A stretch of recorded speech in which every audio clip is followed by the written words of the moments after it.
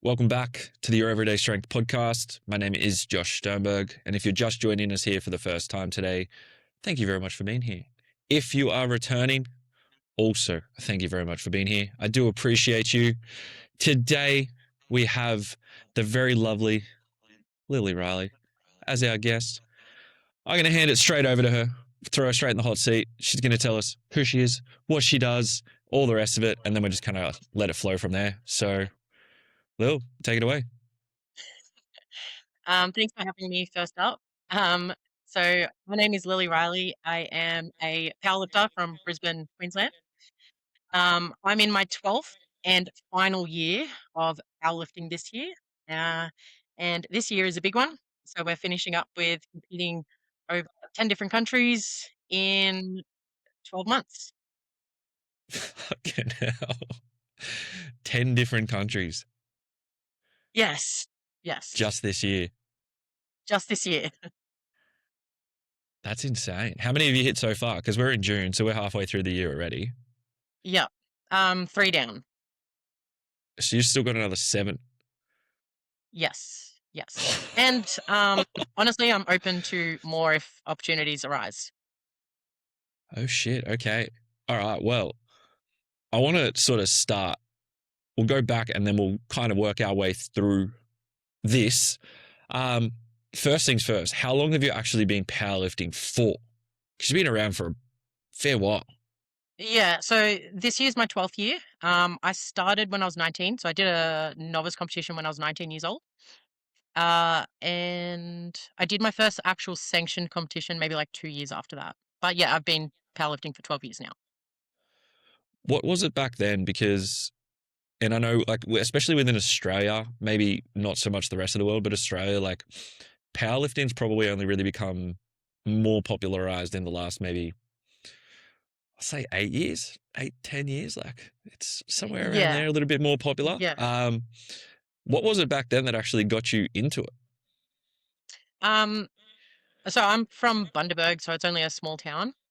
And I was I started lifting to get better at no honestly, um as a 19-year-old, I started weight training to get bigger for the sport that I was playing, which was rugby league. I was the smallest person on the field at the time. I would have been like 60 kilos, and I was playing with the Opens women. So the contrast there was very different.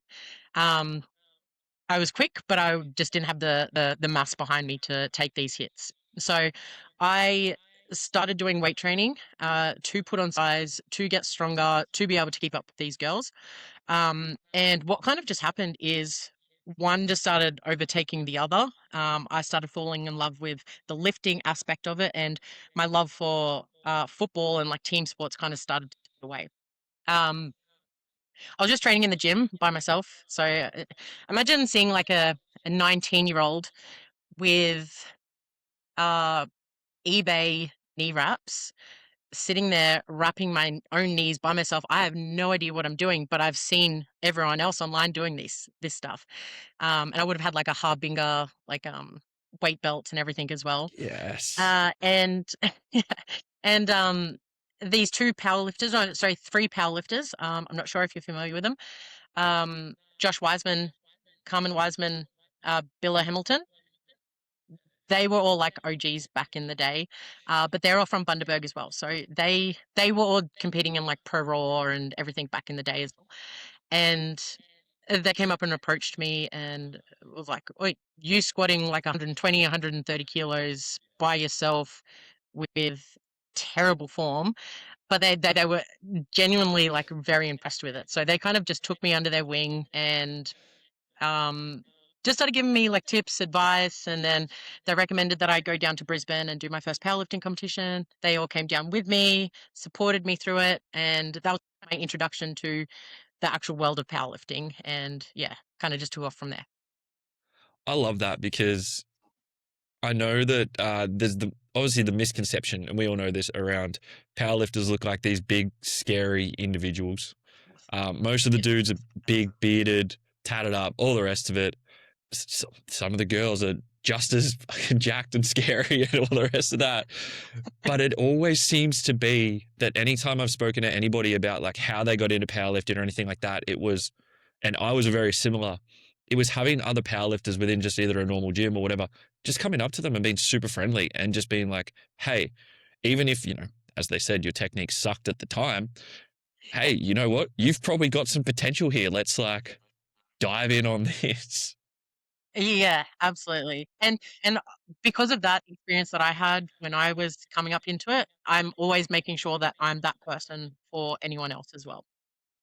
Yeah, I think it's a really critical thing. I was very much the exact same. I was fortunate enough that I like on the Gold Coast. Obviously, we had a pretty decent powerlifting crew through the boys from Zero Weakness and all the rest of it. And like I remember just like obviously Will Crozier, he was training at the gym that I worked at the time, and this was like at his absolute peak. So he was just about to go over to America and competing in the 125s and all the rest of it, and having all those boys like Andy Davis and them, and they were just like, oh man, if you like squatting, like I'll wrap your knees for the first time. And I was similar. I had these random ass wraps that someone had just left at EMF, and I don't Yeah. even think they were actually knee wraps. They were just kind of worked. And I was like, I'll Yeah. just try these out for the first time.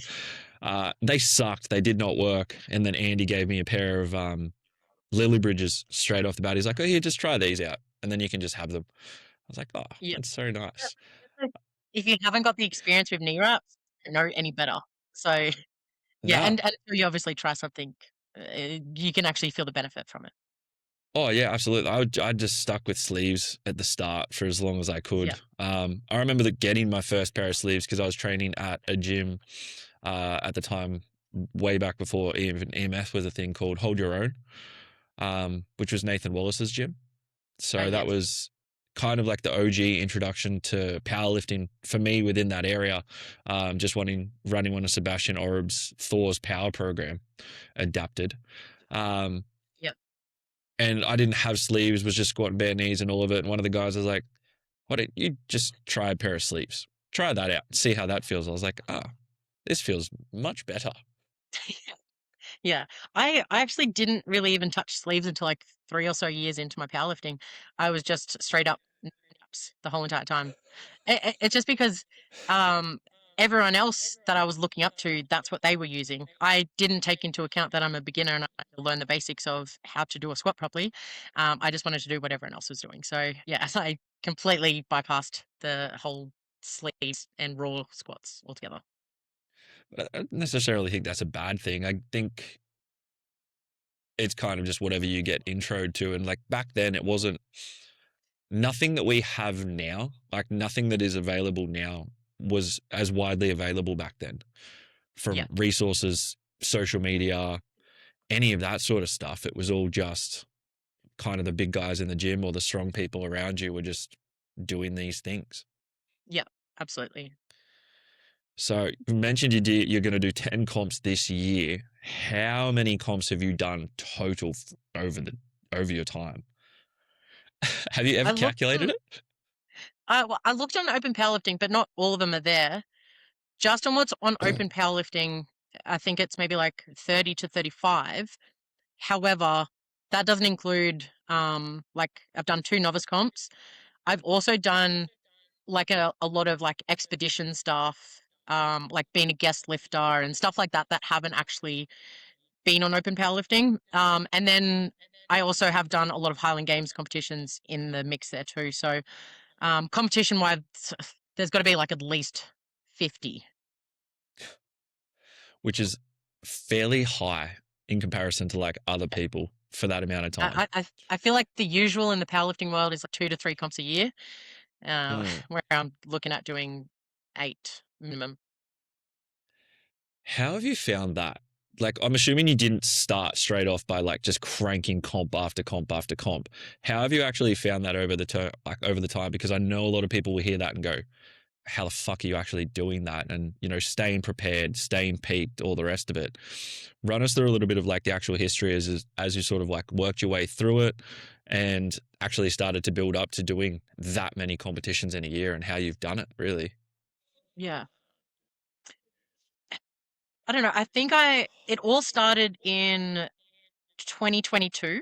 Um, Maybe something that we can do a deeper dive into later, but no, so maybe 2021.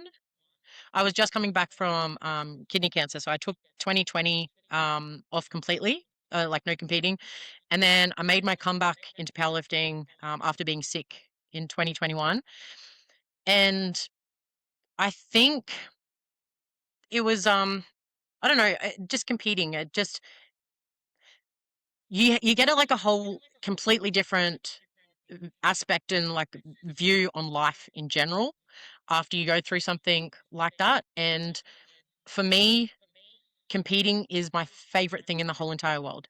And I think I just kind of delved into that a little bit more. And 2022 is when I really challenged it. So I got invited to Her Raw and Pro Raw, which was in the same month. So there was two competitions in the same month. And at the time, so I was coached by Brendan Greco, and he suggested only doing one of them. And I was like, no, no, trust me. Like, I feel like I can do two competitions in 4 weeks. And they said, okay, like, we'll go like 80% in the first one, 100% in the second one. So that's the approach that we first did. And then there was another competition that was like a week after the pro roll. And I was like, straight after that competition, I was like, no, trust me, I can back it up. I can do it again. So he let me do a third. So it ended up being the time frame ended up being three competitions within the month of April. And I still felt fine. And I was like, trust me, like competing doesn't take it out of me. Like I'm fine. Like I feel like I I don't understand when someone else says that they get like sore, tired, fatigued after competing. I've just never understood that because I've just never had that feeling. I don't get crazy DOMs. I just I've just never had that. Um, to me, competing's super easy and powerlifting is super easy. I've done harder things than doing 9 lifts. Do you know what I mean? So Yeah. when people just say that, it doesn't make sense in my head. But I do get it. I've just been doing like a higher competing at a higher level within multiple sports since I was a young kid. So powerlifting is just like the easiest thing that I've done, to be honest. Yeah. Um, but yeah, doing the three competitions within the month of April in 2022, that's what kind of sparked it. In that year, that was the first time I competed that many times. I think I did 6 competitions in that year. And then every time I got like a new opportunity from there, I just kept saying yes because I'm like, I know that I can do it.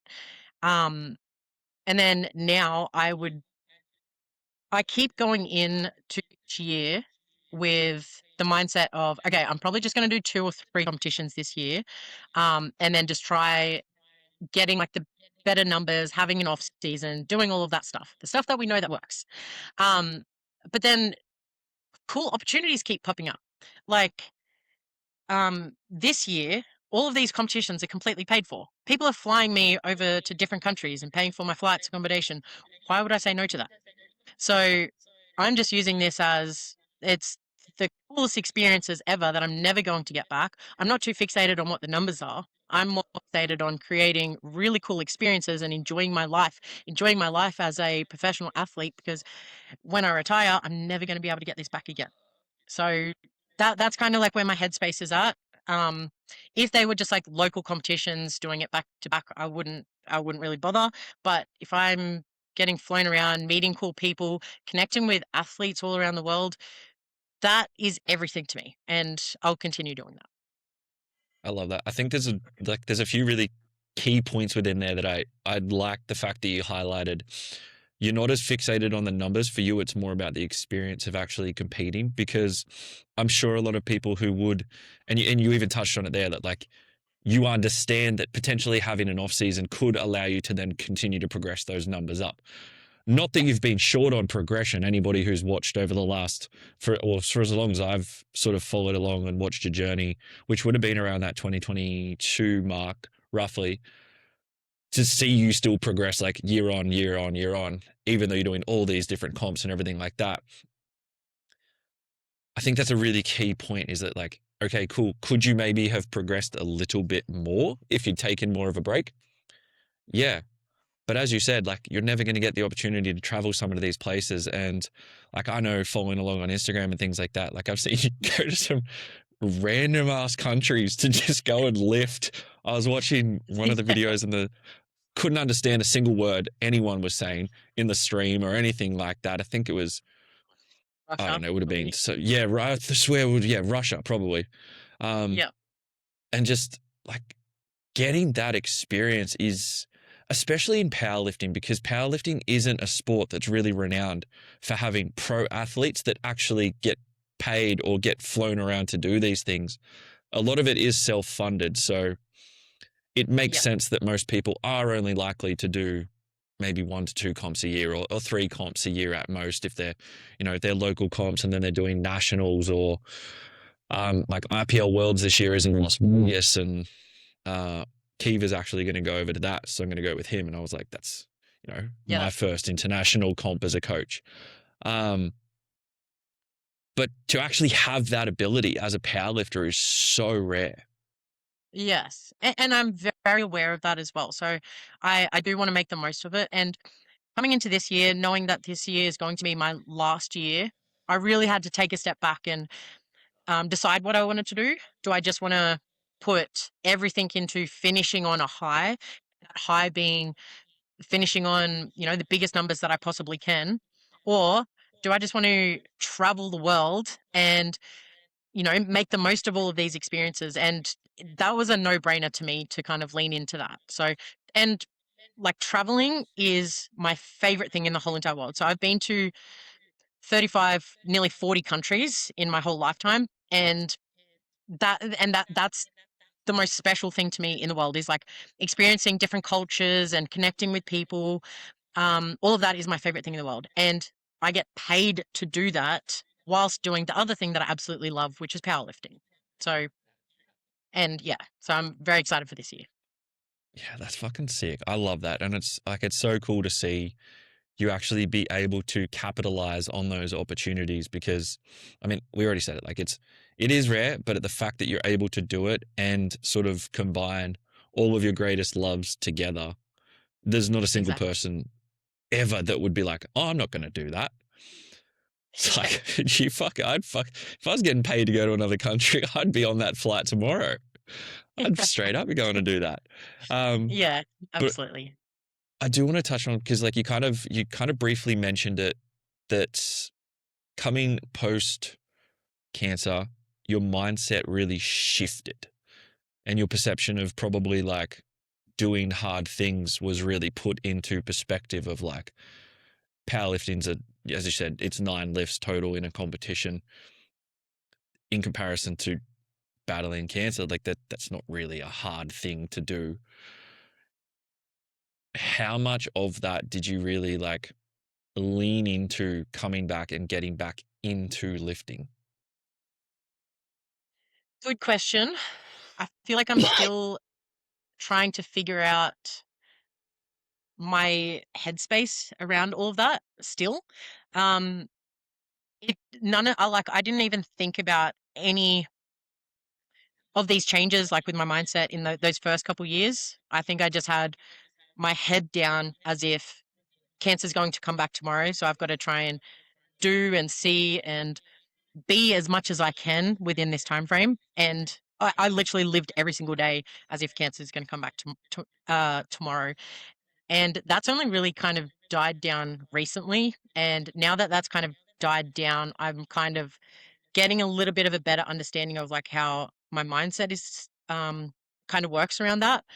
But I think it's still a bit of a process because you do kind of just block it out and move on with your life. But you do have to kind of reevaluate everything, I guess. But yeah, I've lent into the fact that doing something really hard like that was the hardest thing that I've ever been through. And up until then, I feel like I didn't have anything challenging. Like I've had a great upbringing, great family life. Everything in my life was basically perfect. And that one thing that I went through was, yeah, the hardest thing that I've been through. And this sounds really, really bad, but I loved that. I loved that I got to go through something really hard. And I'm actually grateful that I had cancer. I don't I've never once wished, oh, I wish I still had two kidneys. I've never once thought that.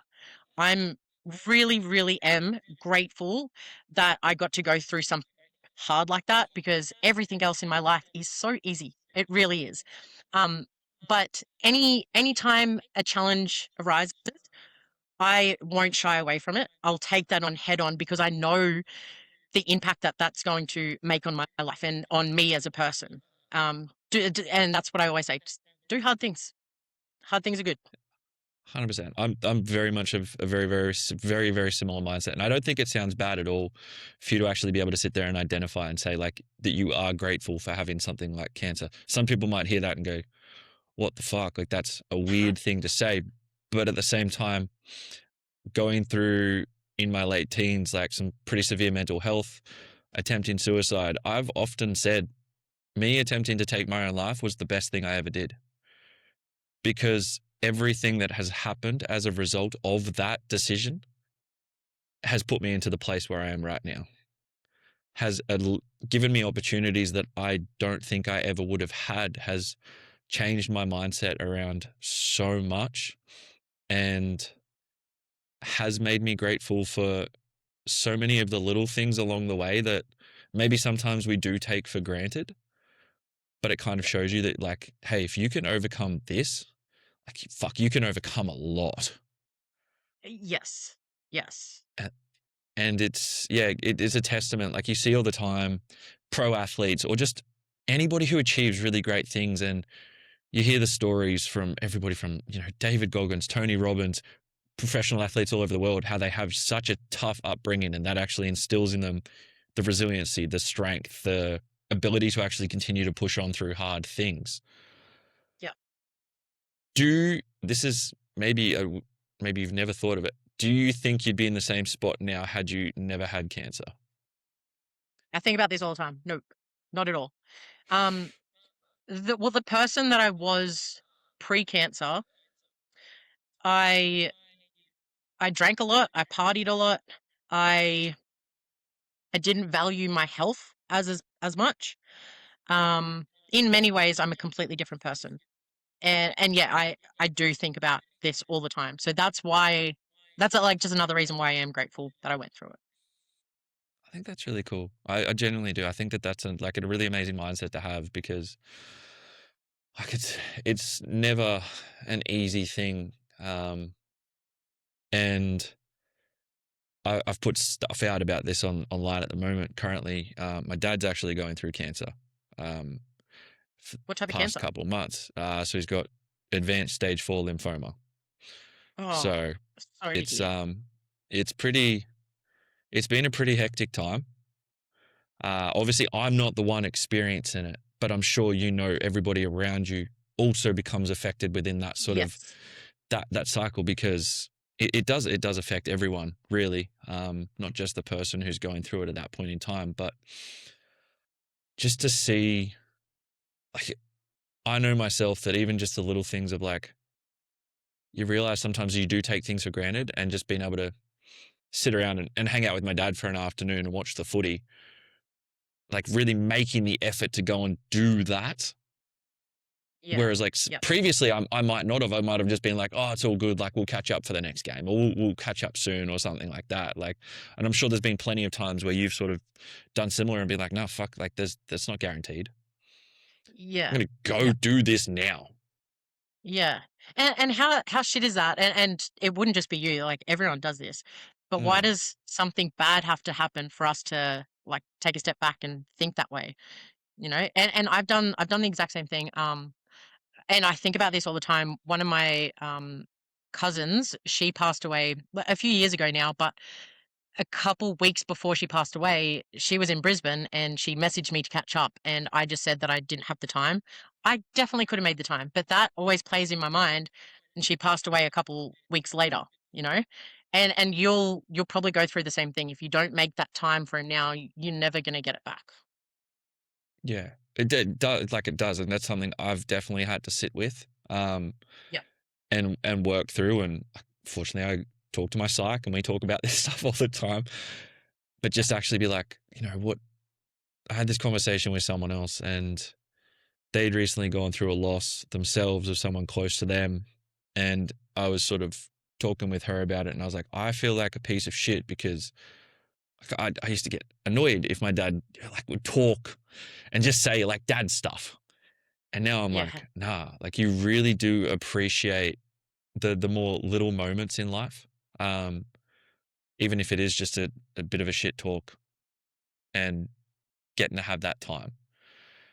Yeah. I think that Yeah. that's like a really important thing for people to understand is like you're not always guaranteed. And I think it's kind of cool in one aspect that it almost sounds like the fear of potentially getting cancer again for you has been the catalyst to just go and live life on your terms Yes. Yeah. and create I, these I want to opportunities. I want to be able to be at the stage. So if it does, let's say if it does come back tomorrow and I have to sit with myself and think about, am I proud of the life that I just lived, and is there any regrets or anything like that? And I'm so happy. Like if I was told that I've got terminal cancer and I've only got so long to live. I'm proud of who I am, who I've become, the experiences that I've had, the impact that I've made on people, all of that. I I will take that with me, and I'm very proud of it. Fuck, that's actually amazing. I I truly don't think there's probably very many people who could sit there and say the same thing. Which is really sad. I think in one aspect of things, it's sad that not many more people could do that. Yeah, But like the fact that you've been able to look at it from that perspective and do what you are doing and do what you have done is, I think it's just fucking cool. I think it's fucking cool from so many different lenses. And as you said, like the impact you've been able to have on other people to overcome adversity and continue to just push through, I'm sure probably runs so much deeper than you would even realize, yeah, yeah. especially nowadays. It is. I definitely wouldn't have been able to sit back and say the exact same thing when I did get cancer in 2020. I wouldn't have been able to say exactly those words. Absolutely not. Um, but I think, yeah, I think that's why I've had that headspace with, I have a second chance at life, make the most of it. And I can promise you, I definitely have made the most of my second chance. And I know that, and I'm proud of that. That's fucking cool. I literally just got goosebumps. It's genuinely amazing. I don't have much. It's amazing. What are some of your highlights that have happened since then? Like, give us, because you've done so much. And again, anybody who may have followed you for a few years, like I know we've known each other for quite a few years now, and I've just, I'm always like, what the fuck are you doing now? Just off doing random shit all around the world. What are some of your highlights that have happened since? um, I've got so many. There's a few that aren't even like numbers based, but they're just like certain competitions that I've done. Highland Games is a really cool one. Only because I don't put so much effort into doing it, but I feel like it just kind of comes naturally to me. But competing, I competed in Scotland in Highland Games, and this I wasn't expecting this to be like my first one that I thought of, but it was. But last year I competed in Highland Games, and I went over there to compete at the Abs Pro, so that was in Ireland, and I reached out to um, a meet for like Highland Games in Scotland, and I just wanted to tee up if there's the opportunity to compete in the Highland Games as I'm on that side of the world. And there was a Highland Games competition 3 days after my powerlifting competition, and they responded and said I can do it, but women don't usually do Highland Games in Scotland. So they're like, you can just jump in with the men and use like the men's weight if you want to. So I was like, yeah, sure. Like it's just the experience. Like it's just me versus Yeah, me. I rocked up there. There was even like professional Highland Games men. I didn't realize how big this competition was. The There was no one shorter than like 6'2". Okay, like everyone's like that was the shortest. everyone's like 6'5", 6'7", like everyone's just huge men.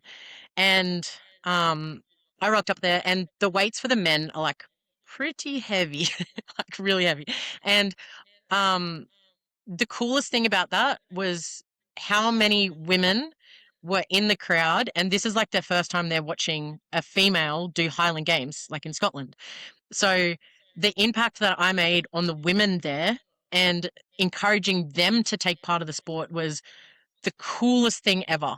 After I did the competition, so many women just came up, all like mothers, like with their little daughters, and telling me like how much I inspired them, and it was just like it just felt like an iconic moment and something big in the Scottish community. Just having a female doing like a very male-dominated sport in their country, so that was a huge highlight for me. But yeah, so that's definitely the top one. Another one would be squatting 300. Uh, the animal cage is easily the top thing ever. With the animal cage, I've grown up watching and idolizing people lifting in the animal cage. So just like Yeah. watching it on YouTube, watching all the highlights, that was everything to me. Um, so to be in that animal cage was absolutely surreal. So, you know, when you do something really cool and you go home and then you think about it and then you do your reflection on how good that thing was. Yeah. I did my reflection whilst I was in there, and I haven't Fuck yeah. really done that before. Like I usually, it takes a couple days to kind of recalibrate and process what just happened. I made sure that I stood in there, blocked out all the noise, looked around, looked about around at like who was in that animal cage with me. I had like Dan Green, John Hack, Carl Kerb, had like all of these great lifters in the cage with me, and I just took it all in. And it was one of those moments when I just took a deep breath and said, I fucking made it. So Fuck yeah, yes. it was really, That's really cool. sick. Being present, being very present in the moment. Yes, exactly.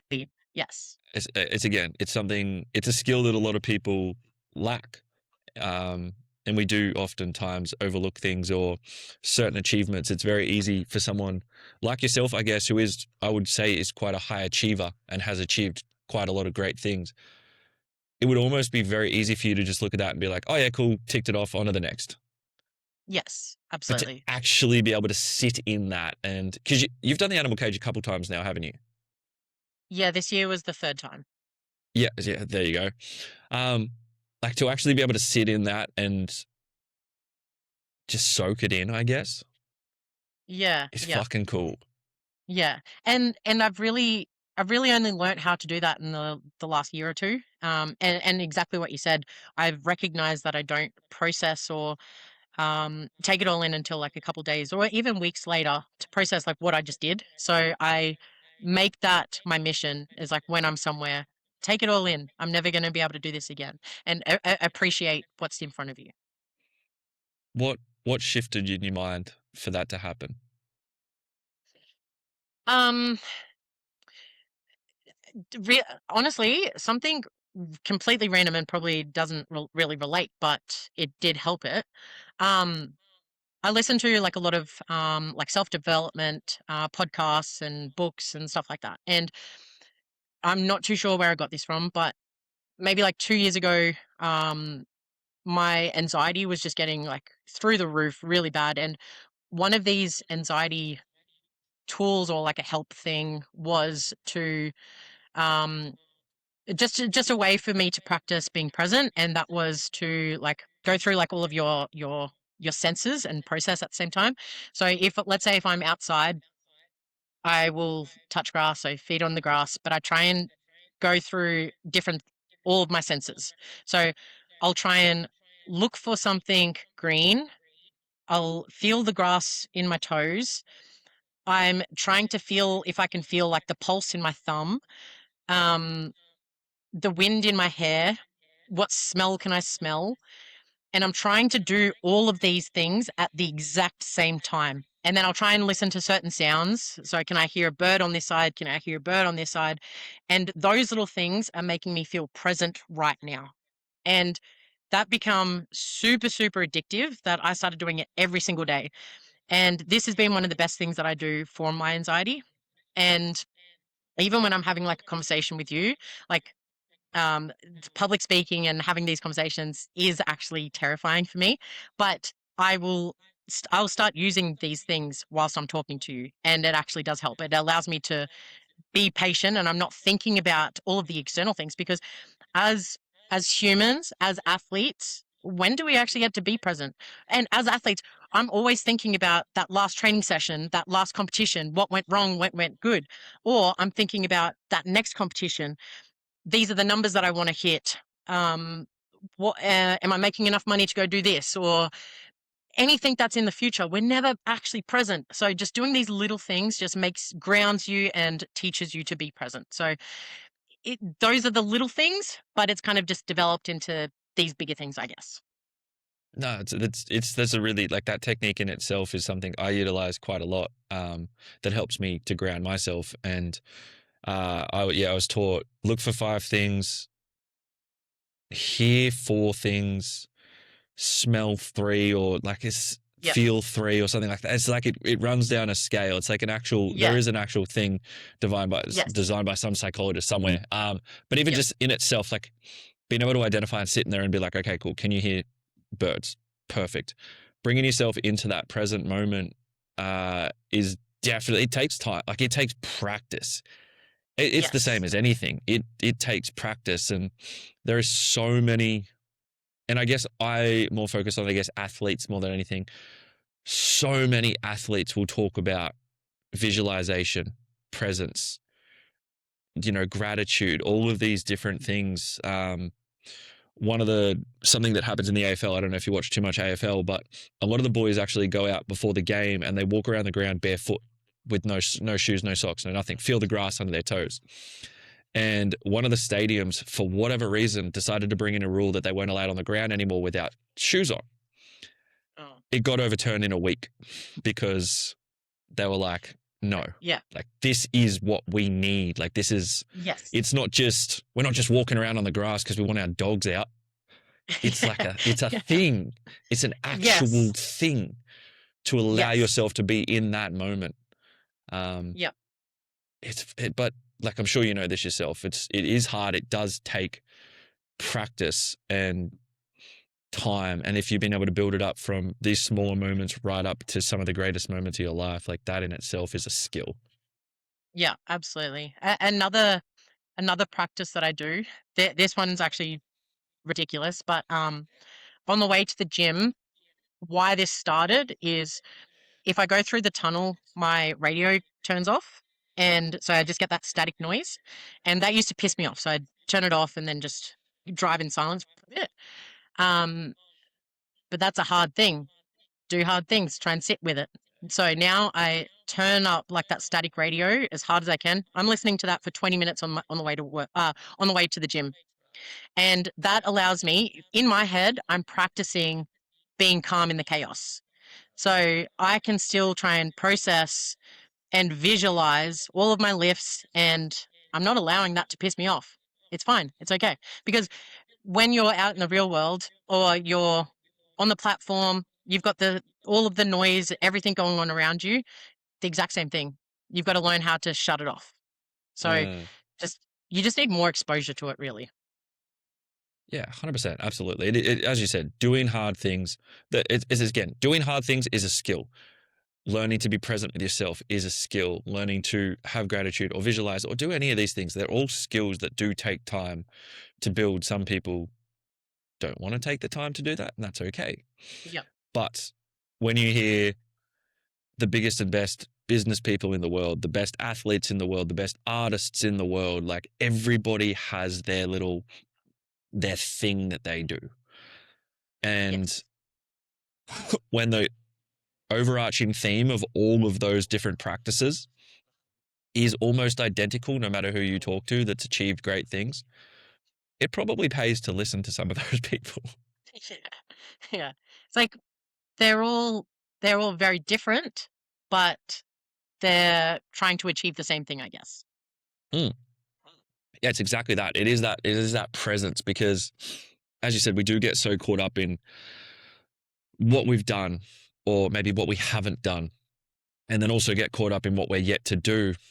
And someone like yourself who is competing so frequently, especially this year, that would be so easy for you to get lost in the noise of, oh, but I've got to still like, well, I got to fly here, and then that's going to mean I got to do this, and I have to be prepared for this comp to then fly back here. And like, if you were to get lost in that, I can almost, like, I'm sure you know this yourself, like guarantee that your experience would be lessened, Yes, absolutely. which is like, again, it's, if you're doing this at the moment because you, it's love of the game and you get to just fucking experience some really cool things. Did you, Yeah. you win a car? Did you win a car at some? Yeah. Sorry. Yeah. That just randomly popped in my head because I was like, I swear you won a car at some point recently. Yeah. So I've realized that I haven't actually updated anyone with what I did with the car. Whenever I go to competitions, that's like the first thing that people ask me is like, what happened with the car? Um, I'll tell you the story of how I won it first. So, Yeah. I think most people think that that was just like a prize for the competition, but no, it was like, um, I think this was like, I can't remember what this comp was. It was like a Worlds champ, WFPF Worlds or something. I don't know. Just a competition in Russia. And all of the top um, lifters, like all the overall winners, like on all the different categories and stuff, there was 12 of us, I think like 6 men, 6 women. And after the whole entire competition had finished, we all had to stand up on the stage. And it was kind of like a bingo thing. So you have like the balls that roll in the thingy. We all had to go take a number each. And I had number 11. I opened up my number in front of Kirill, who was running the competition. He saw that I had 11. We all went back in a line. Whatever number that we had to go get the box off the table. I got the number 11. We all had to open it up and had a car key in it. And this is all in Russian. I have no idea what is happening. I don't know what the key is going to do. I don't know if I have to press a button. I can't understand anything. I had a translator behind me. She was trying her best, but I still couldn't process what was going on. And I could understand that they were doing a countdown. And I was like, okay, countdown, maybe I've got to press the button. And I pressed it and nothing's happening. And everyone's kind of looking around like, what's going on? And because the guy running it, he knew that I had the winning number. So he's like, you've got the wrong button. So everyone's like, oh, you have to press that button. And as soon as I pressed it, it electrocuted me. And I was like, oh, what? And then everyone just started cheering. I'm like, what's going on? I don't know what's happening. And everyone's like, you won a car. And I was like, oh, what? So, yeah, so I won a car. Don't ask me what it's called. I have no idea. Wait, bike, Bayak or something. I'm not too sure. It kind of like looked like a big Jeep thingy. I don't know. Russian spec. Yeah, and Probably bulletproof. pretty much. And so when you go to Russia, because they're completely closed off from everywhere in the world, so I can't even use like my bank cards or anything over there. You have to get American cash out first. And then when you go over there, you have to swap your American cash for Russian rubles. You can't even get rubles in Australia because it's illegal. So whatever cash that you have in Russia, that's all you've got. So if something happens, you don't have any backup money at all. So Fuck. when we were there, they were like, okay, you obviously can't take the car with you because one, the driver is on the opposite hand side. Two, we're going to have to spend twice as much money to ship it over to you. So do you want us to sell the car and we'll give you cash? So trying to get cash from them in Russia was the hardest thing. We got there in the end, but that was a easy 50 grand I got. That's fucking insane. Yeah. That in itself, to like be able to look back one day and be like, yeah, I had to try and basically smuggle cash out of Russia. Like getting cash. There's not many people who can there and A, say they've been to Russia. Yeah, I know. But B, say they had to get like 50 grand out of Russia. That's Yeah, fucking mental. it was hard. Yeah, I wouldn't even know how to like. That's a story for the grandkids. That one. That's like that's fucking awesome. Um, Yeah, um, that there you go, exclusive. Now people know what you did with the car. yeah, Yeah, I saw it at first, and I was like, yeah, I was like, first, like, what do you even do with that? Like, do you just drive it around there for a little bit, and then you just have to give it to someone, or like, what? Dang, I yeah, had figured yeah. out. I had no idea, and I had to leave like the next day, so I didn't really have any time to like process.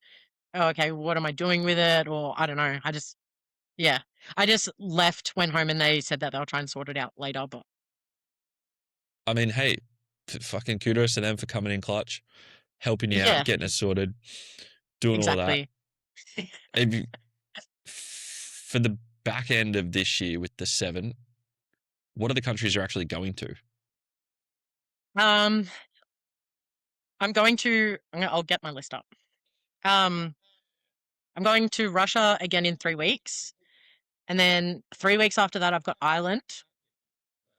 Um, I might be doing the Dinny Stones in Scotland. Do you know what they are? I don't think so. I've heard of it, but I don't. Yeah, so it's just like two giant stones, and they've got handles on it. One is heavier in the front and one's lighter in the back, or the other way around. I'm not too sure. But I might have this completely wrong, but I'm pretty sure there's only like 5 to 8 women in the world who've actually lifted them. It's like 320 or 330 kilos. And um, they're on, there's only like certain times of the year that you can do them. And I've done a bit of research and it's on this, like, so I compete on the Saturday in Ireland and I'd have to go to Scotland and do it on the Sunday. And I really, really want to do that because it's like, it's there's just so much history around doing it. So I think it would be really, really cool. Like these go back years and years. So Mm. to do that would be really cool. So I'm going to pack my kilt just in case. There is a wait list for it, and I think I'm like number 5. So that's going to be like a decision, like maybe a couple days out. But if Ooh. I can do it, that'd be cool. And then I've got Chile, then Hungary, then England. There's a competition in Italy. We're still going back and forward. Or, in other words, I just haven't heard from the meet director in a while. I'm not too sure on that one. And then after that, I've got another abs comp in Melbourne. And that's the abs is the final one. That's the final one. Yes. Wrapping it up on home soil. Yes, which will be cool. And Melbourne is where I did my first pro competition. So, like, pro roll. Fuck, that's actually like. Did you plan it that way, or did the just sort of everything aligned that that was how it was going to It, be? it kind of just happened that way. Yeah. Fuck, that's sick. Yeah. That's fucking cool. What made you make the decision for abs to be the final? Like, what was it? Um, well, I was actually talking to Jay, who runs it. Like, we were going back and forth. So I've been talking to him about my retirement since like last year, when I was in Ireland. And he already knew that I was going to retire. And then he sent me the dates of that. And he's like, perfect, this can be your last competition. Um, I think it just kind of fell into place that it kind of happened like that. So yeah, but it's really cool. So the whole entire family is going to come down to Melbourne for it. So yeah, I'm excited. That's awesome. Have you shared much about retirement? Like, why are you retiring? What has made you go? This is it. I'm done. Packing it up. Um, just a female with an exit plan, and I've got to stick to it. So yeah. Fair. I But like that. yeah, the plan is to move on to doing. Uh, I feel like in my relationship, so I've been with my partner since we were 18 or 17 years old. We've grown up together. I think we're together 14 years, maybe this year. And I feel like the whole entire relationship has just been all about me. And Tyron's so supportive. He's amazing. But I feel like I need to now start giving back to the relationship. That looks like I'm 31 this year, so the body clock's ticking. We're going to start talking about kids, putting a bit more time and effort into like our house renovations, just all of that stuff. Just start building our life a little bit more. And being a full-time athlete, you kind of have you can't put it all Mm. together as well as you can. So Was it a tough decision to make, or had you kind of just been content with it, given how happy you are with where you're at with everything anyway? yeah, like I was actually talking about retiring last year, and I don't feel like I felt satisfied enough with where I was finishing up. Um, but now, like given how this year is looking, I feel like I'm ready. I really am. And I'm okay with it. And it's not one of them things that it's going to be. I'm not going to compete for the rest of my life. Who knows? I could go have some kids and I don't know, become a mum and step into that type of world. I could be back. I don't know. But I I do this as a profession right now, and I'm not going to be able to do that and be a great mum at the same time. So I do need to take a step back so I can put my focus into that. That's cool. I like that. I think that that's like the fact that you've been able to, again, and it comes down to like your ability to be present and be satisfied with what you have done and know that you're kind of leaving no stone left unturned. Quite literally, if you're able to lift the stones in Scotland. But Yeah. like being able to actually sit there and say that and be content, like that's a really hard thing for athletes to do. Like professional Yes. athletes, And but athletes of any level, it's a really yeah. hard thing to actually turn around and be like I'm actually done here. Yeah. Yeah. I think people do like not people, but I'm never not going to a lift. I'm never not going to be a part of the powerlifting world. I'm still going to be here. Um, even if I have to take part of some local competitions, I will do that. I will be present. Um, I'm more so meaning I've got to take the step back from doing what I'm currently doing because what I'm doing right now is not sustainable. Um, I'm not going to be traveling around the world, or I mean, I probably can be doing that, but just not as a paid athlete. Yeah. Maybe not taking the kids to Russia just yet. Not Yeah, for a few years at least. Get yeah, them a bit yeah, older. But that's fucking yes, cool. And like as you mentioned, like you've been with your partner for your entire career. How much of an impact like has he had throughout this process? Because as we discussed before, like it's never just the individual who is competing or going through a certain situation. It's everyone around them. Like you yeah, couldn't be competing at the level you're at potentially without having that actual support and that anchor. yes, yeah. Like, I think we do have to talk about there are challenges having a partner who isn't also an athlete. There are challenges there because there are certain things that other people just don't understand. So when I'm talking about saying, "Oh, I can't go to that wedding because I've got my last heavy deadlift," which I've done, um, he's not going to understand that, and I don't think anyone understands that. And also, I shouldn't be doing that as well, and I do that all the time. So there's so many things in our lives where there's just a million things that he just won't understand. Um, Now I'm saying it, I that sounds like a dicky thing, but I do it all the time, and I this is why I feel like I need to go on to that next stage because I I miss out on so many cool things in just my actual life, such as like seeing friends, family, and missing out on all of these things because I don't know, nothing in my life right now is more important than my sport and being an athlete. And if it's not if it doesn't have anything to do with it, it's nothing to me. And I know that that becomes a little bit more toxic in the people around me. Um, in saying that, Tyron is like the most supportive person ever. He's also been in my early days before I got started. He used to call himself Bank of Tyron, so he was like my main sponsor to get me like started. Like he booked heaps of my flights and accommodation and all of that. He's also traveled around all of Australia to be there for my competitions as well. But he did say something to me last year that really switched for me though. He said he feels like a +1 in my life, and that fucking hurt. And I see it. It has always been all about me. So that was the one thing that he said that was like, okay, I need to start giving back to our relationship. Yeah. I think like there's one or two things you said within there that like you said, it sounds a bit dicky and it sounds, you know, that it's all about you. Something nobody will understand this until you're at that level, but that is what it takes. That unwavering commitment, that relentless discipline, that missing weddings, missing family events, missing maybe time spent with loved ones in the pursuit of something that is greater than you.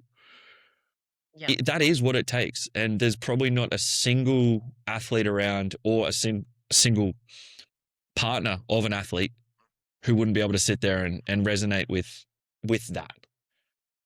Yeah. Yeah. And having that understanding, like you're obviously, it's amazing that he's been able to do that for you and has been so supportive and has like this has allowed you the opportunity to do what you've done.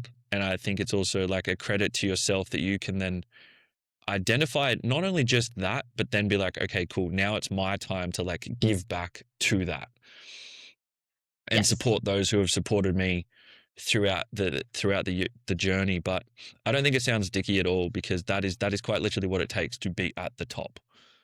Yeah, And absolutely. And like I rarely actually talk about like discipline or anything like that on my socials because these days discipline is toxic. So um and then that's just the world that we're living in, and we're not supposed to like preach it or do any of that, but that's why I am where I am, is because that's literally what it takes.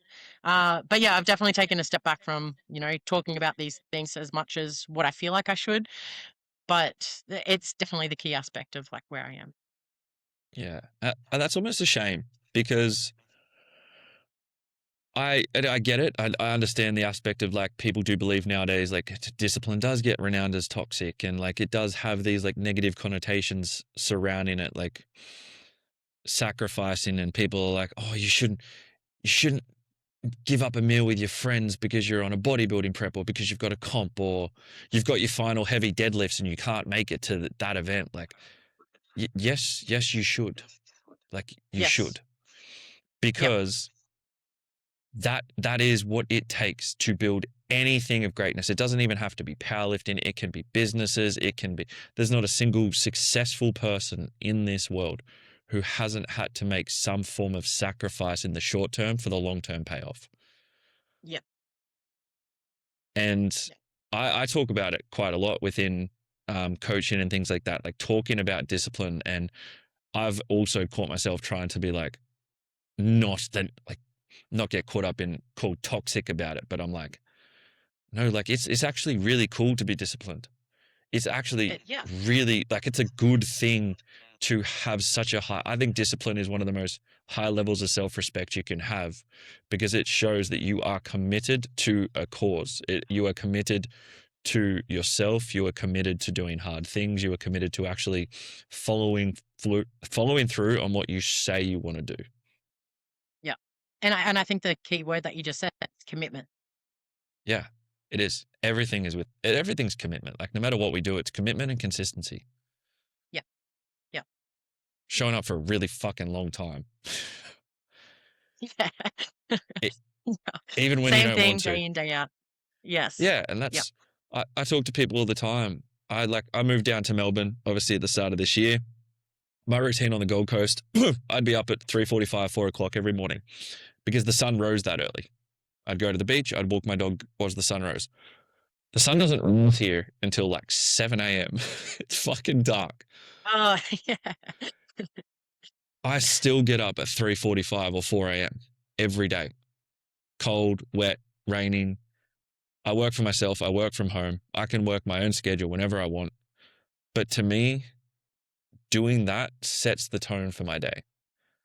Yep. What I time do you go to start sleep? about 7:30, 8 o'clock. I, Really? Oh, I go to bed at 7:30 and then I'll Yeah. generally like, mess around, brush my teeth, do the whole pre-bed stuff, and then Yeah. I'll read until like 8:30. Yeah. Okay. Yeah. Mine's a little bit Yeah. similar then. Yeah. So I'm like, and that's just, I love it. Because I worked out years ago that I would almost have to force myself to stay up and just watch like random shit on TV or something. Yeah. Yeah. Whereas I'm super productive in the morning. I Yeah. like my mornings. I like being awake before the world is. I like walking by the lake by my house with Sammy in the dark. I could just catch my thoughts. Like I could be present in that moment because there's nothing else around. There's no one else around to be there. Yeah. And that for me is, and people are still like, oh, but why do you do that? I'm like, because it's just that has how I've set my entire life up. That's how I've got to this point. Yes. Yeah. Is I love that. these little things, and I'm sure there's no like difference for you. There's probably these little things that you wouldn't even think about nowadays that have just compounded over the years to where you are now. Yeah. The littlest things are always the biggest things. Yeah. So I think you should share more about discipline. I think if there's anyone who can share stuff about discipline, it's yourself. Yeah. I'll definitely get around to doing more of that myself. How on that then, with social media and things like that, how much have you like do you hesitate sharing about certain aspects because you think people won't understand? You have no idea. I would post so much more if I didn't care. For an example, so in April was my 6 years in remission. I didn't share anything this year because of a comment that I got on one of. So I actually don't share that much on my cancer stuff on my actual feed, um, because I get in my head that no one cares and I've just been spamming it too much. But then I went through my posts. I've only posted about it once in the last 18 months. And that one post that I did, um, someone did a comment saying, I love a good comeback story. And then someone else replied to that saying, so does she. She posts about it so much or something like that. And then so that one comment has stopped me from posting my 6 years in remission this year. So yes, it definitely does stop me more than what it should. That's a shame. I want to challenge you on one thing with that. That one comment versus let's use the Highland Games for example, having however many females came up to you and said that you inspired them. What do you believe? Like, where do you place more value? Yeah, definitely that Highland Games.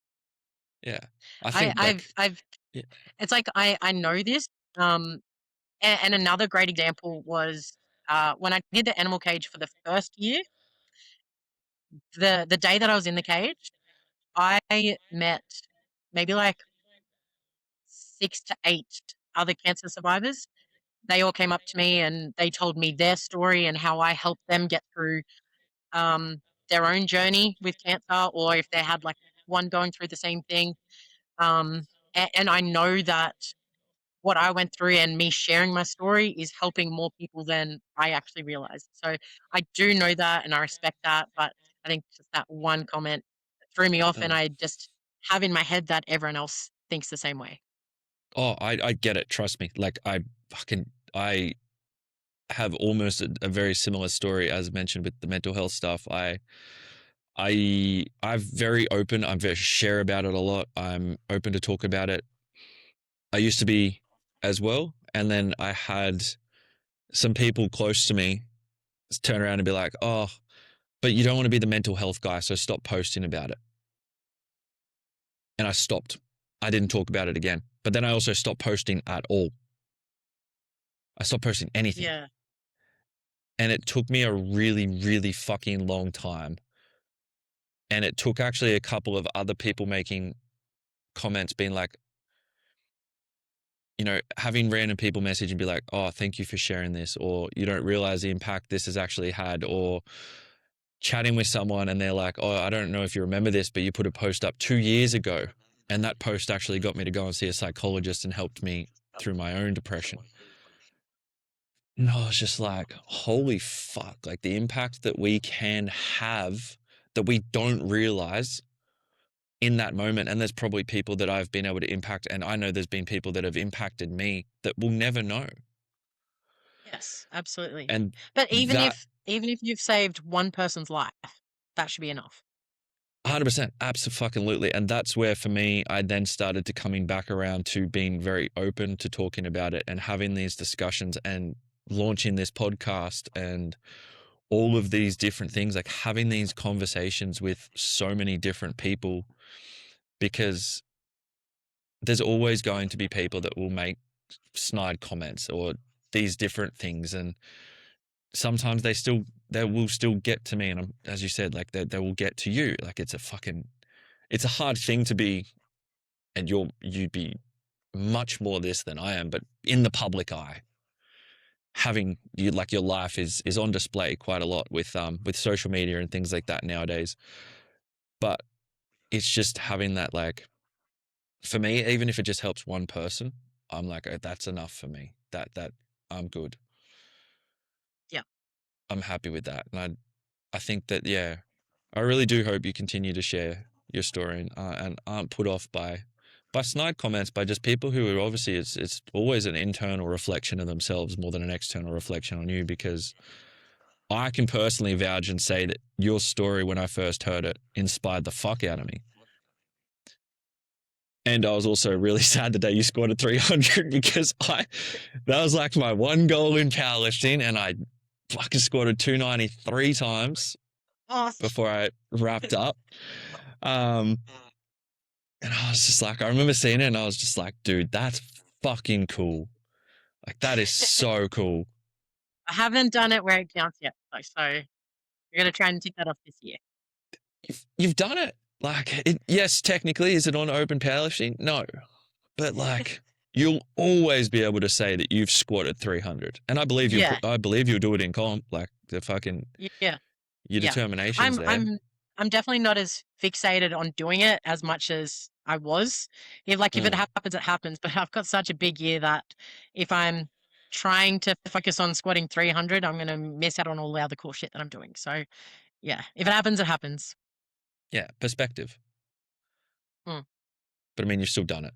So, like, Yeah, that's the gym PBs still count. I still hang on to some of my gym PBs. I'm like, yeah, it's good. I've got this. yeah, yeah, It's fun, but it is tough, and yeah, that is. It's interesting, and I think it'll be something that, like, I'm sure you'll probably, as you continue to evolve and like even become a mum and things like that, like your perspective on all of that stuff will shift so much yeah, yeah. because you'll be able to Do you see that, plan like, on the impact it has. coming back to powerlifting, or are you done? I don't plan on ever. For me, it's such a hard thing because I'm really, really, really fucking happy with where I am. Yeah, Like, I am 30 kilos lighter than my heaviest. I can do so much cool stuff. Like, yeah, I'm enjoying everything I'm doing way more than I ever enjoyed powerlifting.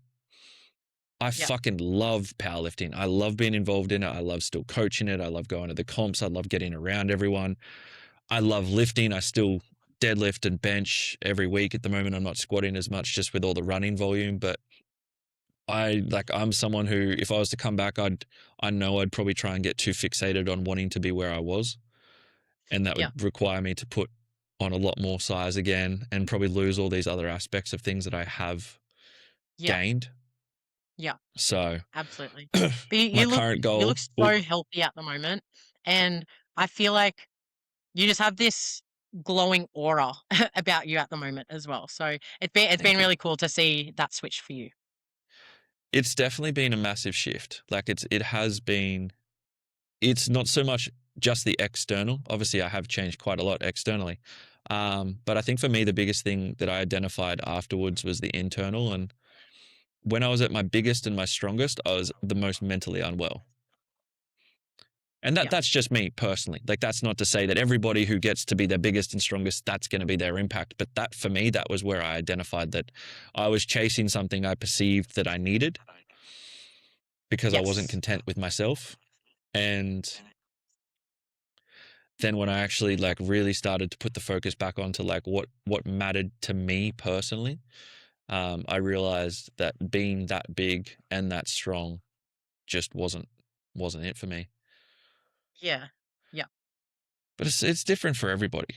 I spoke with Chris Mott a few weeks back on this potty, and he just thrives, froths it, like has been powerlifting for so long and loves every aspect of it. And I'm like, see, this is somebody who like internally and externally, they fucking everything is aligned. You're a great Yeah. representation of this. Like internally and externally, everything is aligned to achieve this goal.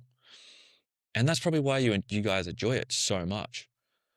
Yeah. I just love watching people progress and get strong as fuck because I don't think there's anything greater. Yeah. Being Yeah. strong is fun as fuck. Yeah. I definitely do feel like that there's something missing for me at the moment though. And I don't know if it's more so like the conditioning side of it. Like I'd love to just go out and go for a run, but then I can't because then that's going to impact my training. So I would love to have a little bit more freedom available to Mm. me. So that's something that I'm really looking forward to. Like if I want to go for a run, I can go for a run, and I'm not thinking about the impact it's going to have on like my squats tomorrow or anything like that. So I'm very excited for a little bit more flexibility in my training. Yeah, for sure. That's the thing though too, right? Like again, it comes back to that like what is the task at hand right now for you? Well, it's all aligned to this one goal. It's like you know yourself that there's going to be time and a place for you to be able to go and do these other things when the time comes. And Yeah, I think that's a really good mindset for people to have and understand is everything is just to do with phases. Anything we do with training is phases. It's like, what is our dedication right now? And I put a post up about this the other day, talking about how I've had a couple of my clients who have started sort of wanting to explore a little bit more movement stuff and get into some running or some hiking or a little bit more athletic things just to move the body a little bit better. And I'm like, yeah, it's like fucking amazing. You'll be able to maintain a heap of strength. Your top end strength will come down. Your movement availability will increase. So it just depends upon what you want to do. Like if you're okay with not being the strongest you've ever been, great. For you right now, your goal is just to enjoy all these experiences, be the strongest you could possibly be, and then all of that other stuff will come. exactly. Yeah.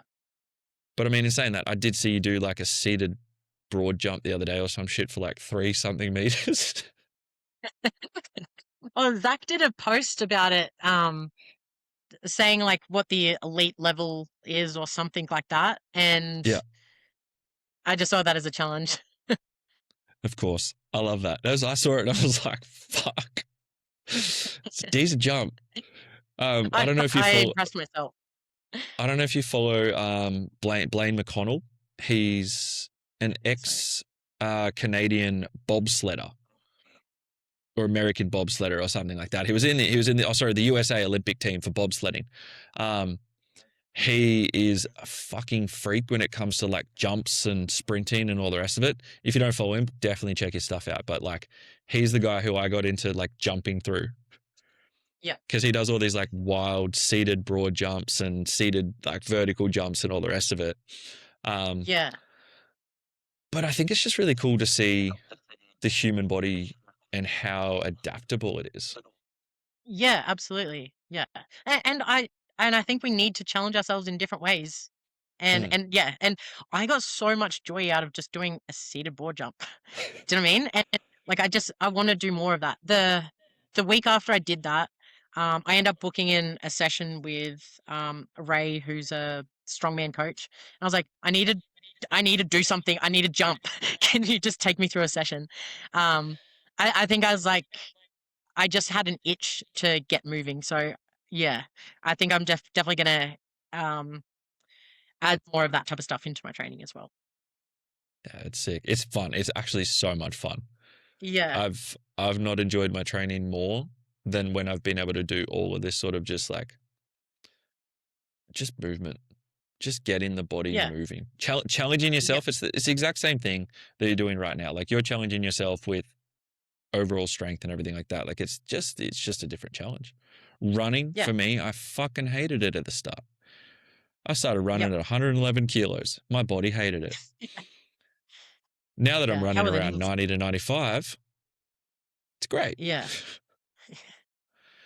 It Yeah. actually adapts. But Yeah. I'm Funny sure that. you'll. Yeah, it's funny. But Yes. I'm fucking yeah. I'm just keen to see the back end of your year and see all these other fucking comps you get to do. Yeah. It's really crazy because at the moment I'm thinking about how busy I am, and I'm like, I haven't really even started.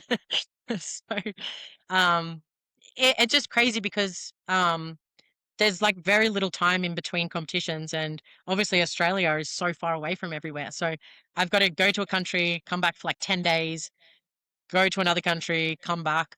I I looked at it, I think September, I'm in the country for the whole entire month. So I was like, sweet. But then there's like nationals, two lots of nationals that are in two different cities. So I've got to Mm. go to like Sydney one weekend. I've got a wedding in there as well. And then I've got to go to Melbourne for the other nationals. And then and then the following weekend I go to Chile. So it's just like it's so much flying this year. How are you staying? Like obviously working with your coach and everything like that. How are you staying peaked for all of these sort of transitions? Because like there's Yeah, no so consistency. so we have these conversations, like Thomas and I, he just asked me which ones are the most important ones, and then we kind of like work our way around that. Last year, I tried my hardest to peak for as many competitions as possible, and it doesn't really go your way. Um, and one comment that I got in Argentina kind of changed everything for me. I did IPL Worlds in Argentina last year, and um, my third squat, I don't know what happened, but I got like stuck halfway, went down, went back up, and went down. So I had like bar movement. I've never done that before. It was really weird. And I was really disappointed because I felt like I got flown out to be there. I was like this special guest, and I felt like I was just disappointing everyone that I couldn't even do that squat. I finished on like 255, so I felt like I was more so disappointing everyone else. I didn't really care about myself, and I don't know why, but I felt like I had to go say sorry to the people who flew me over there. I was like, I'm so sorry. I'm supposed to be like this professional athlete. I don't even know how to squat. And I'm really sorry. I don't know. And she was looking at me like, what do you mean? Like, no one even cares what number you lift. Everyone just wants to see you in action. And um, it was something like that, or like, we don't just love you for the weights that you lift. We just love you as the person that you are. And that really hit me. Like, I I had so much value from these people, just me being the person I am. And I thought that was really cool. And I had only valued myself as the number that I lift on the platform. And um and now that someone has said that, I've kind of recognized that a little bit more. And so now when I do these competitions, I'm not getting too fixated on the numbers. I'm just there to do my thing on the platform. It doesn't matter what I'm doing. I try and give people as much time as my time as much as possible. So I'll go do a lift, I'll go out the back. I will help all of these people because remember when you were coming up in the sport, imagine having someone that you looked up to coming and having a conversation or giving you a hand. How much would that mean to you? I know that that would mean a lot to me if I was coming up in the sport. So I make it my Mm. effort to not make it about me. The competition's about everyone else. And so I try and like have these conversations. If people are asking me about questions, I flip it around on them and I try and ask them questions about them and get to know them as much as possible. So um, that's my thought process with like numbers and stuff like that. Is it's literally just there to help other people, make an impact on other people, inspire other people, get the new generation of lifters hyped up and into the sport as much as possible. That's where my head is at. But in the bigger picture, I try and only peak for like 3 competitions of the year, and then the other ones I'm kind of like just training through them. For an example, for the Russia comp and the Island comp, Russia, I'm doing like doubles and triples all the way through, and then I'll save my singles for the actual day, and then I'll use that as like my last heavies, and then I'll have like 3 weeks, and I'll treat that as my taper, and then I'll have the next competition in there as well. Fuck, that's sick. I quickly touching on the impact aspect of thing. I think that that's a beautiful mindset to have. And again, it comes back to like throughout this entire podcast, there has been that overarching theme of presence, gratitude, just being in that moment. And I don't know how, spiritually leaning you are or not, but they do say that good things will always come to those people who are willing to be there for others, not themselves. So it's like being of service to others is probably one of life's greatest joys. Like as coaches, we know that, Yeah. but I think a lot of people do miss that mark. And like the fact that you've been able to identify that, yes, lifting heavy weights has got you to where you are, and that it is still like you are still a professional athlete at the end of the day, but you're also a person first and foremost. And that person Yes. actually has a greater impact on those around them. I think that's really Yeah. cool. I'm glad you've been I able to actually see that. I think it does help because I I got into this sport as a nobody. I also started right from the beginning. Like I think my first total was like 300 kilos. So having to start down here and literally build my way up to the top, I got to see all of this stuff as much as possible, like seeing, like taking a back seat and like watching all of this stuff around me. And I took it all in as I was coming up in the sport. So I think it's a little bit different um, if you're one of those like overnight successes. You won't develop this mindset because you haven't experienced it the same way. Yeah, true. Very, very true. Yeah. That's the old, hard work beats talent. Yeah. Because there's a Yeah. lot of really, really talented people. There's a lot of like genetically gifted people. But again, it comes down to like those people who have had to overcome adversity, trials, tribulations, put in the effort to start. Like I was very similar. When I started, I was not great. When I first stepped into a gym, I was 55 kilos at 6'2" at 18. I was a Jesus. fucking stick. When Yeah. I first started getting into powerlifting, I was like 82 kilos. Mm. And I was just, again, I was a stick because I'm 6'2". So it's like, it wasn't much to me. It's like, Yeah. you have that appreciation. And I know that that's definitely helped me from a coaching perspective because it's like I, talk to my clients all the time and I've gone from, 55 to 123 kilos. I've been small. I've been big. I've been fucking overweight. I've been all of these things. And having that actual mindset and ability is like to identify that and see that and then be able to help others with it Yeah. Yeah. is definitely a big thing. Yeah.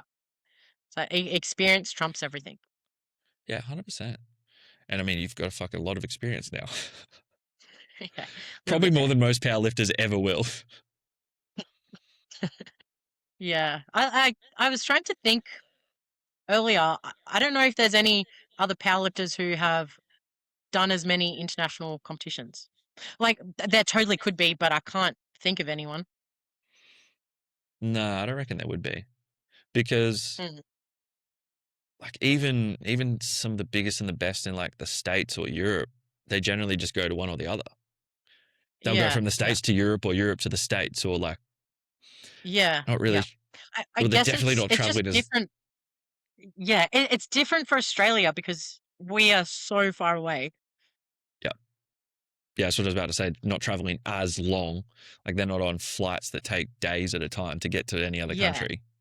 yeah. So like the term international competitions just hits a little bit different for us. Fucking oath it does. That's when Kiva said he was going. He's like when IPL Worlds was announced at Vegas. I was like, man, if I'm going to go to Vegas, like I at least want to go to LA and Hawaii as well, because I'm not making the trek all the way over there just to go to Vegas for a weekend and come home. Yeah, yeah. Is that what you're gonna do? I'm going to go to LA and Hawaii. Yeah, they're the two other Yeah, places in cool. America that I really want to go. I don't even Vegas to me means nothing. I don't drink. I don't party. I don't gamble. Yeah, I don't. I go to bed early. I'm just yeah. Ve- It's yeah, Vegas is not yeah, my town, but it'll be fucking cool for the competition. Um, But yeah, LA and then Hawaii is the goal. So I'll probably try and Yeah. spend like 10 to 14 days over there. There's a really cool like road trip that you can do in California. That might be cool though. Yeah, I haven't, like, I need to suss out the itinerary. I need to actually look at Yeah. it properly because it's coming up real quick. This year's going fucking fast. And I'm like, oh, Yeah, I need to way start too quick. actually getting all this shit planned. Um, Yeah, I've got a client doing it as well, so I was considering trying to squeeze that in, but I don't think I can fit that in. that's another flight for you. Yeah, yeah, Another flight, another weekend.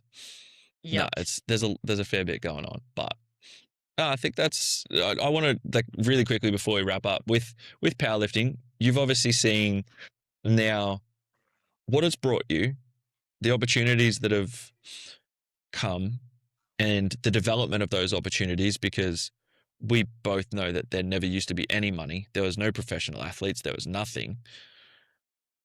Where do you see, and you probably have a pretty good insight in this in comparison to a lot of people because you have done so many international comps. Where do you see it going to from here? Do you see more full-time professional powerlifters coming up through the ranks? Mm, it's hard to say because I was trying to think of this because do the people who are currently getting paid, are they are they only people who've got like a social media presence that they're able to do advertising and promotion for their actual event? Because obviously that's what they're going to get a lot out of. But it's not like everyone's got these opportunities because they're like they've got these great numbers or anything. I think it's more so if you've got like a social media presence and stuff like that. That's what's helping, which is sad. Like we want to see more people paid to go to all of these events, but I think we could really take a leaf out of Russia, like the book of Russia. um, from but what Russia does, um, I've never felt like more of a professional athlete in Russia. So, um, when I was last there, they pay for flights, accommodation, organize like your visa, everything like that. Pick you up from the airport. They organize your whole entire itinerary. So I have no idea what the hell I'm doing. They'll just say, "Hey, at 2 o'clock, come down to the lobby, and you've got an interview with some like journalist or something like that." And then you go do that. They bring up like all my meal prep, all of my food, everything was like all organized. Um, Transportation, any like media stuff, like all interviews, all of that was just pre-organized before you get there. I even had like security as I was walking through competitions, like the expos and stuff. It was just unreal. And I think more places need to treat their athletes exactly that like that. Um, I did have a conversation to Dan Carpenter recently about trying to do something like this. I don't know. We might end up teaming up and doing something like this in the next couple years. But just more opportunities for athletes to be treated like professional athletes. I don't know where it's going to go, but we need. I feel like we need more like meet directors and federations to get out of their bubble and go see and experience how other places are doing it so that they can get ideas to give back because Australia is very behind as well. It's definitely coming up. Um, but it's definitely behind in comparison to like what all of these other countries are doing. I don't see anyone in Australia bringing over top level athletes or anything like that. I know Marcos was doing that with like Pro Raw and Big Dogs back in the day, but I don't really see anyone doing that at the moment. But I think that would be a great start Mm. for in Australia anyway. Yeah, I think that it's not even just, I don't even think it's isolated to powerlifting. I think our isolation from the world is a big reason why we are so far behind in S&C as a whole, from the top Yeah, down, from AFL, NRL, any of it. We are so far behind anything. Like, all it takes is a trip to the States to see their high school teams yeah, versus ours. Yeah. And you realize Yeah. like how far behind we really are in Australia and SNC as a whole. And it's a shame Yep. because Australia has really fucking good athletes across the board. In everything we do quite well for such a small country with a small demographic, like small population. It's yeah, Yeah. No, no, and I completely agree. But um, I think now that I've experienced what the rest of the world is doing, it's a little bit. It, I wouldn't say frustrating because everyone's doing what they can to the best that they can. But I just know that there's the potential there, and we have some of the best powerlifters in the world uh, here in Australia. Um, I would really love to see like a big international competition on Australian soil. fuck yeah. Well, hey, stay tuned. As I said, you never know Stay what you can tuned. come up Like, with. yeah, I've I think I'll definitely try and push to make this happen in the near future. I have a lot of cool ideas that I really would love to implement. Fuck yeah, that's sick. I think that that's really cool, and the fact that Mm, your your long term vision is to try and create as much and cultivate as much as you can is awesome. Take the yeah, experiences that you've gained and then allow them to be a benefit to others. yeah, absolutely. Fuck yeah. Well, I mean, even seeing powerlifting since I first got involved in it, watching it go from like no nationals in APL at all, less than like, less Yeah, than 100 lifters to now having it yeah, set across two different states, at one at the Melbourne Convention Centre, one's going to be at the Sydney Convention Centre, like yep, yep. that The sort the, of the stuff rise in of itself. APL, yeah, the rise of APL has been absolutely incredible, and it's exactly what powerlifting in Australia needed.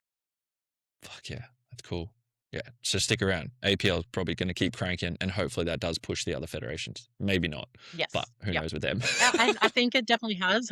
I've even seen like Capo pick up their game a little bit more now too, which is really cool.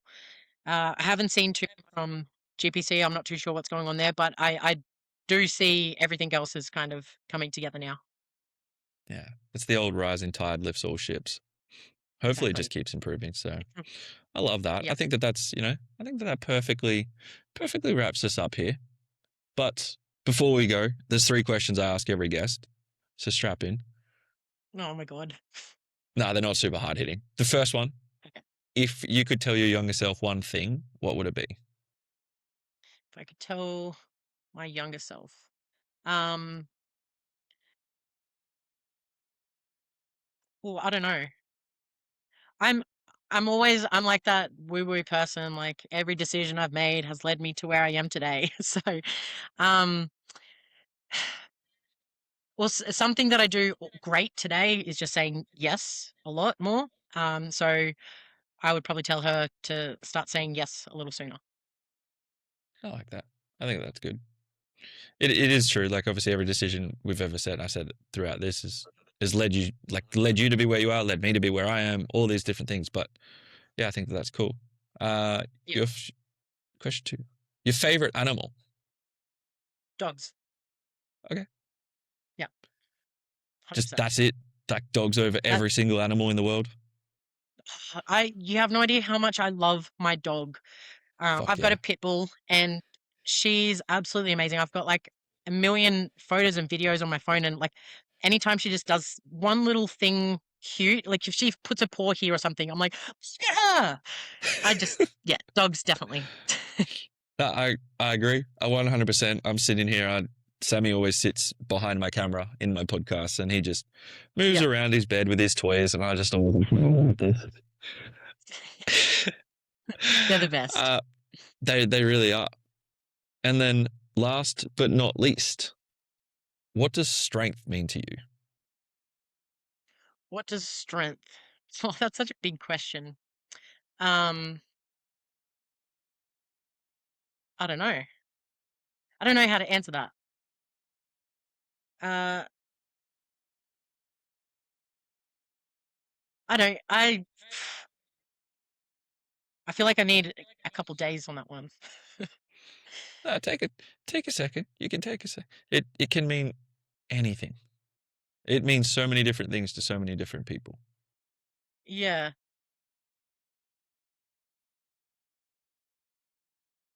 Yeah, well, like a weird thing that just comes to mind. It's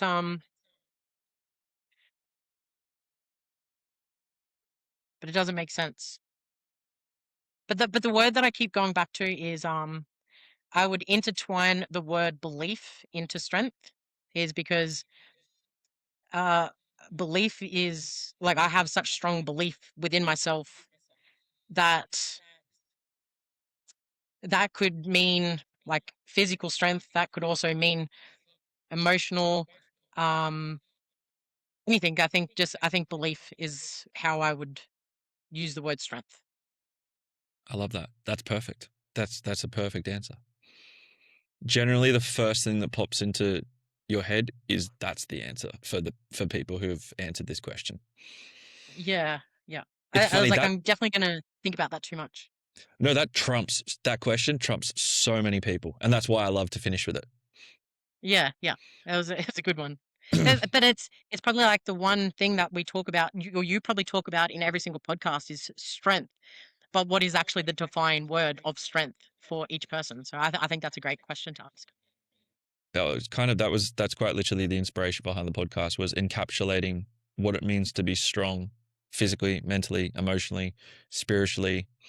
Like, what does that actually mean to people? Because one person says strength to them is being able to lift heavy circles off of the ground, and that's what it means to them. And other people say it's the ability to be resilient or overcome, or there's so many different ways you look at that. And I think that that's what makes it really cool. Yeah, I love that. That's cool. But where can people find you? Um, Instagram, Lily Riley Coach, or my business page is Riled Up. And then you can find me on my website, which is riledup.com.au. Perfect. I'll put all that in the show notes. You'll definitely be able to find Lily on Instagram. Um, go if you don't follow her, which would be weird for anybody listening to this podcast to not. Go do that for one, because she's definitely going to start posting more about discipline and things like that in the future. More of her experience. Nah, honestly, just yeah. I hope you do continue. Like genuinely, I do hope you continue to post your story and your experiences because it really is inspiring for a lot of people. Yeah, thank you. I think I needed to hear that as well. You've inspired me to definitely pick up my game with that. Yeah, and follow along for the rest of the year. I'm keen to see it. Yeah, me too. Thank you so much for having me on. This was a great chat. No, thank you, and for everybody listening at home, thank you very much. I'll catch you on the next one.